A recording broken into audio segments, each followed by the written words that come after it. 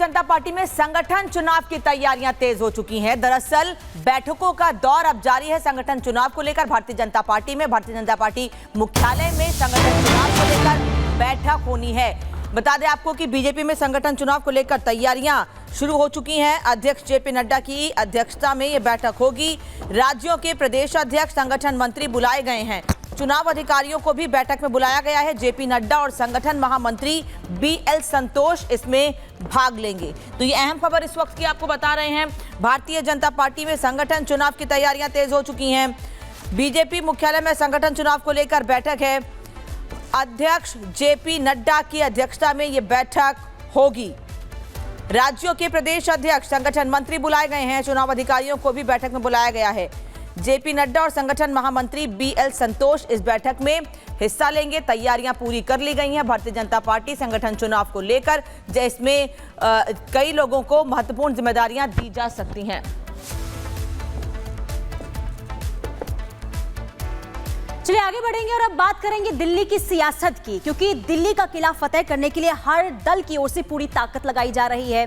लगातार दावे वादे का जो सिलसिला है वो देखने को मिल रहा है। इसी बीच आम आदमी पार्टी की महिला सम्मान योजना जो सवालों के घेरे में है, तो दूसरी तरफ आम आदमी पार्टी ये आरोप लगा रही है कि बीजेपी लोगों को पैसे बांटकर लुभाने की कोशिश कर रही है। रिपोर्ट देखिए।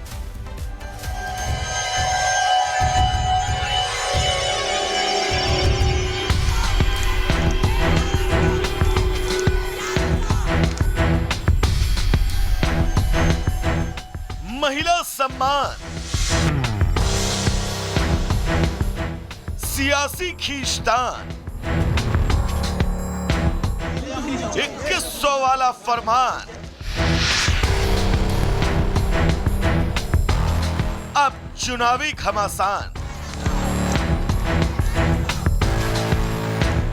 दिल्ली में बीजेपी फुल चुनावी मोड में आ चुकी है।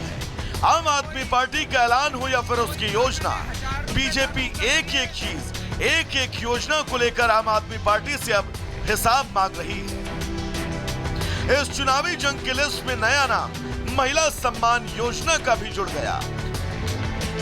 कांग्रेस नेता संदीप दीक्षित ने इस योजना में रजिस्ट्रेशन से संबंधित आरोपों की जांच की शिकायत की। संदीप दीक्षित ने दिल्ली के एलजी से शिकायत की। शिकायत पर संज्ञान लेते हुए मुख्य सचिव ने जांच करने के निर्देश दिए। जांच के आदेश दिए गए तो आम आदमी पार्टी सफाई देने आई, तो वहीं बीजेपी भी जमकर निशाना साधती हुई नजर आई। ये दोनों योजनाएं इतनी हितकारी थी। आम आदमी पार्टी ने जैसे ही रजिस्ट्रेशन करना चालू किया, लोगों में इतना उत्साह था, लोग बहुत खुश थे। चंद दिनों के अंदर लाखों लोगों ने इसका रजिस्ट्रेशन किया। इन्होंने एक फर्जी जांच के आदेश दिए हैं कि जांच होगी। किस चीज की जांच होगी? इस योजना को बंद करना चाहते हैं। अभी तो ये शुरू भी नहीं हुई है। ये तो हमने एक तरह से चुनावी घोषणा की थी। कोई कैबिनेट प्रस्ताव पारित ही नहीं हुआ है। माताएं बहनें खुद थाने में एफआईआर दर्ज करा रही हैं। डिजिटल फ्रॉड किया जा रहा है। मोबाइल नंबर ले लेंगे, ओटीपी आता है, पैसे निकल जाते हैं। अब सवाल ये उठ रहा है कि क्या बिना योजना मंजूर हुए ही दिल्ली वालों का रजिस्ट्रेशन करवाया जा रहा है? आप पर आरोप तो ये भी लग रहे हैं कि चुनाव से पहले फर्जी वोटर्स तैयार किए जा रहे हैं। दिल्ली में अवैध मतदाता, अवैध वोटर बसाने का काम अरविंद केजरीवाल हर विधानसभा चुनाव से पहले करते हैं। हमने इलेक्शन कमीशन में शिकायत की, आज भी करेंगे। जो 6 लोग आए हैं, ये हरियाणा जाते हैं हमें हरवाने और बीजेपी को जिताने। तो जो भारतीय जनता पार्टी के इशारों पे नाचता है वो हम पर कहां से उंगली उठा सकता है? हम जानते हैं हम किस चीज के लिए लड़ रहे हैं। ये किस चीज के लिए लड़ रहे हैं? सत्ता छोड़ के। राहुल गांधी जी और सोनिया गांधी जी के खिलाफ तो ईडी और सीबीआई का इस्तेमाल हो रहा है, और दिल्ली में कांग्रेस वालों की रक्षा करने के लिए भारतीय जनता पार्टी आगे आ गई है। ये मुझे कुछ समझ में नहीं आ रहा है। दिल्ली में महिला योजना को लेकर क्या हुआ है और आखिर रजिस्ट्रेशन को लेकर आप कितने सही हैं, इसकी जांच होना बाकी है। लेकिन इसे लेकर राजनीतिक पारा काफी हाई हो चुका है।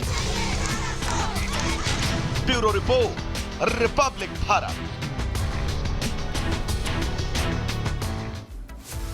तो देखिए, दिल्ली में चुनाव से पहले लगातार दांव पेच चले जा रहे हैं और इस बीच एक और बड़ी जानकारी निकलकर सामने आ रही है। अवैध घुसपैठ पर लगातार जो एक्शन है वो तेज हो चुका है। अवैध घुसपैठियों के खिलाफ अभियान तेज हो चुका है और आपको बता दें तमाम जो डॉक्यूमेंट्स है वो अब खंगाले जा रहे हैं। घर घर जाकर के दिल्ली पुलिस की जो टीम है वो लोगों के जो डॉक्यूमेंट्स है वो जांच कर रही है। दिल्ली में घर घर जाकर पहचान पत्रों की यहां पर पुलिस जांच कर रही है। एक महिला समेत 8 बांग्लादेशी नागरिक गिरफ्तार भी किए गए हैं। तो रोहिंग्या बांग्लादेशियों की पहचान के लिए अभियान चलाया गया है। तो स्पेशल ड्राइव के जरिए अवैध घुसपैठ पर रोकथाम को लेकर के अभियान चलाया गया है। अवैध घुसपैठियों के खिलाफ ये मुहिम है और दिल्ली में लगातार देखिए तमाम यहां पर दावपेच देखने को मिल रही है। घुसपैठ को लेकर के खास तौर पर यहां पर स्पेशल ड्राइव चलाया गया है। दिल्ली पुलिस की टीम घर घर जाकर के लोगों के पहचान पत्र खंगाल रही है, उनकी पड़ताल कर रही है।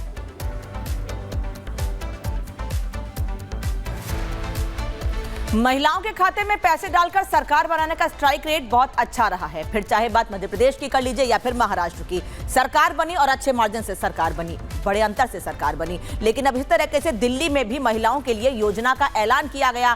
केजरीवाल ने जैसे ही महिलाओं के लिए योजना का ऐलान किया वैसे ही विवाद बढ़ गया। दिल्ली के एलजी ने इस मामले में जांच के आदेश दे दिए हैं। तो वहीं दूसरी ओर अब इस मामले में कथावाचक देवकीनंदन ठाकुर की भी एंट्री हो गई है।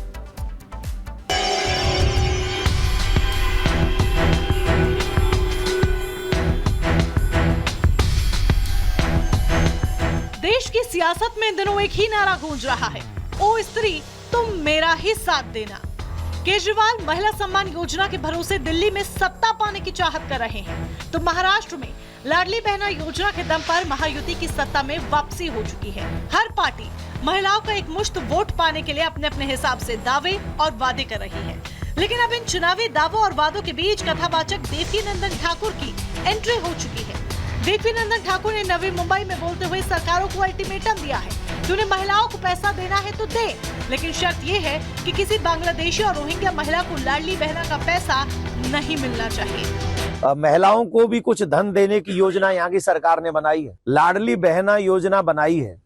हम यहाँ के मुख्यमंत्री श्री देवेंद्र फडणवीस जी को एक निवेदन करेंगे कि आप जो लाडली योजना चला रहे हैं वो कहीं बांग्लादेश से आई हुई उन बहनाओं को न मिल जाए जिन बहनाओं के भैयाओं ने हिंदुओं का कत्लेआम बांग्लादेश में किया है। देवकीनंदन ठाकुर कह रहे हैं कि ये देश का पैसा है और केवल देश की महिलाओं को ही मिलना चाहिए। तो वहीं वक्फ बोर्ड की मनमानी पर रोक लगाने के लिए सनातन बोर्ड के गठन की मांग भी देवकीनंदन ठाकुर ने उठाई। अपने सनातन धर्म की सुरक्षा के लिए सनातन बोर्ड की आवश्यकता है। इसी कार्य की सिद्धि के लिए 27 जनवरी को कुंभ में सनातन धर्म संसद होने जा रही है, 16 नवंबर दिल्ली की तरह। और हम ये चाहते हैं कि सनातन बोर्ड के निर्माण के लिए प्रत्येक हिंदू, प्रत्येक मराठी इसमें अपनी अहम भूमिका निभाए। देवकीनंदन ठाकुर लगातार सनातन बोर्ड स्कूलों में गीता का पाठ पढ़ाए जाने और बांग्लादेशियों को देश से खदेड़ने के लिए अपनी मांग उठा रहे हैं। तो विवाद भी हो रहा है। कुछ लोग उन्हें राजनीतिक बयान न देने की समझाइश दे रहे हैं। Bureau report, Republic Bharat. चलिए आगे बढ़ेंगे और खबर